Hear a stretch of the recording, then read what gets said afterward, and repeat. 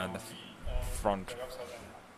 So there was a plane crash where the Mysterio of the Interior and the most important drug. And they also analyzed person. that, and they just suspended 20 people from the police force because it was totally not clear who was working for the state and who for the drug mafia. And in this region there are more mysterious plane crashes.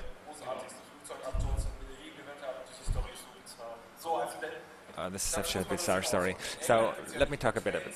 In England, they not only have train spotters, they also have plane spotters. These are folks sitting at airports and basically write down the serial numbers from the aircraft, the registration numbers. And these people actually figured out which the charter's airplanes are from the CIA. And one of those airplanes on this list crashed in Colombia with cocaine on board and election machine executive.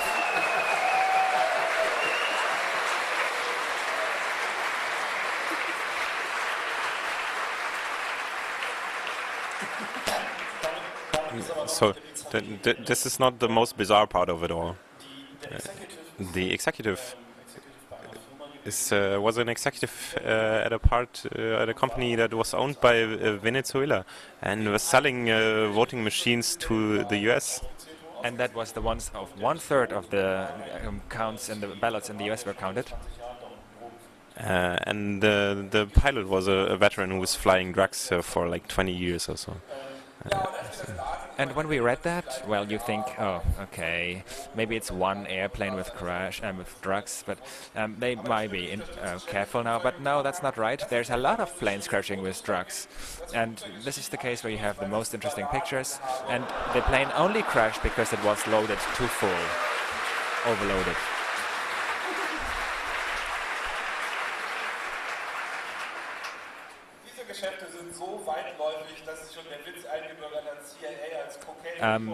This happens so often that they thought about translating CIA as cocaine import agency. And there's not only cocaine, there's also opium. After Afghanistan was freed by the Taliban, from the Taliban, the opium export has quadrupled, and then we thought, well, actually it should be opium import agency, and we googled, and indeed the CIA does have a department with this name, and it says Office for Iraq Affairs, and well, and that matches perfectly with the timeline, of course.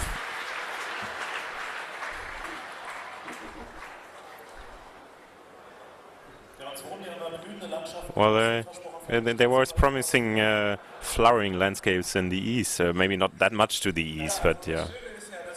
The nice thing is there are statistics about economic things, and opium is economy in Afghanistan. There's not much more they can export, and in the individual provinces there are assumptions about how much they make there, and the bottom number shows twice the amount needed for the whole of the world.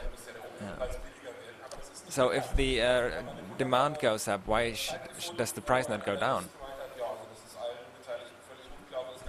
So we found a wonderful time where analysts said, we don't know where all the opium actually went. So to say it again, it's like in 1 year they produce more than the double of the world need of opium just disappeared. So we asked, apparently somebody really needs a lot of opium somewhere.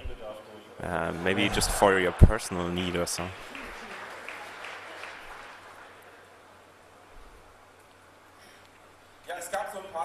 Yeah, there have been a few stories. One of the very nice stories, they had 300 tons of hashish, and they found that also in the area. It's quantities where they didn't even know how to get rid of these.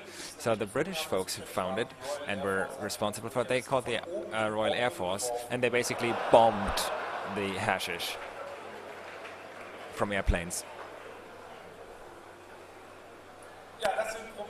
Yeah, these are problems.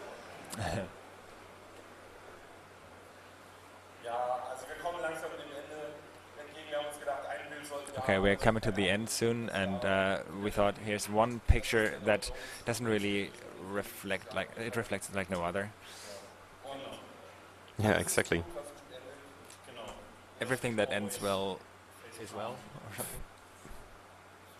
Facepalm. Thank you Thank very you. much.